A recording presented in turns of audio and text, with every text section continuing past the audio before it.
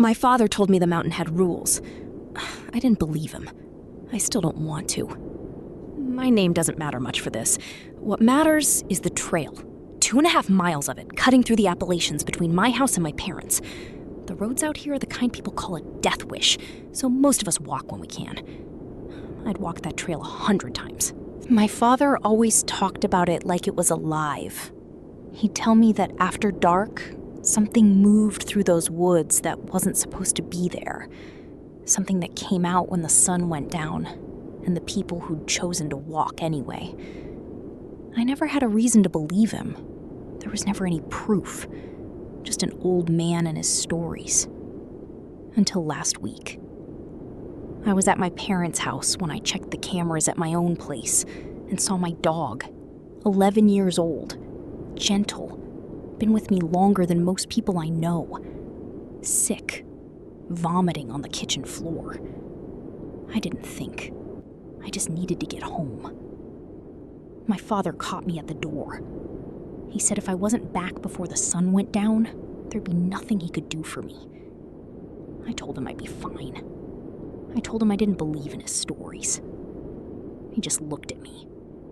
The kind of look that isn't worried so much as it's already grieving something. And went back to his book. I left at 7:45. The sun was still hanging low enough that I told myself I had time.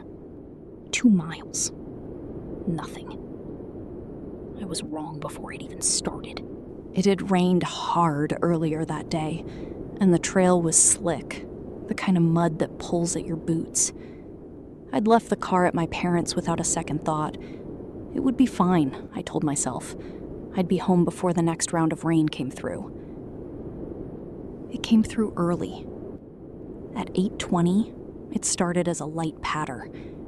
Within minutes, it had turned into something closer to violence. The kind of rain that fills your ears and makes the trees sound like they're breathing. By 9, I'd covered barely a mile. The sun was gone. The woods had gone from gray to black, and the only reason I could see anything at all was the headlamp I'd brought. My father had said something once, when I was small enough to still believe every word out of his mouth. He said the things in these woods didn't like the light, that if you shined it on them, they'd come for you out of spite. I remember laughing about it back then. I wasn't laughing anymore, but I left the light on anyway. I needed to see. About 5 minutes after I turned it on, I heard it. A crunch. Heavy. Close. Somewhere behind me on the trail. I told myself it was branches. Runoff. My own nerves playing tricks. Fed by a lifetime of my father's warnings finally catching up to me in the dark. Then I heard it again. And again. Footsteps. Not quite right, but close enough to human that my body understood before my mind did. Close enough that I had to look. I turned around. What was standing on the trail behind me wasn't tall in the way a person is tall.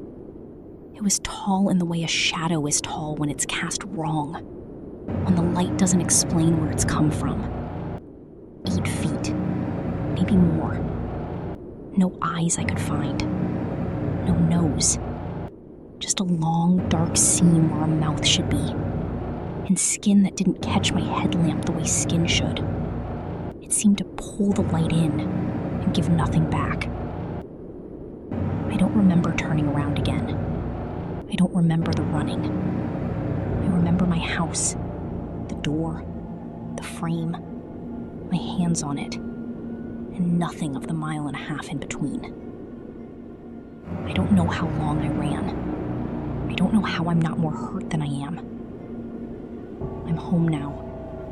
My dog is still sick. Still needs a vet in the morning. And some small, stupid part of me is grateful for that. Grateful she gave me a reason to leave when I did, and not an hour later. I keep telling myself it was a trick of the light. The rain. My father's stories. Finally getting the better of me. I don't believe that either. I'm not walking that trail at night again. Not for anything.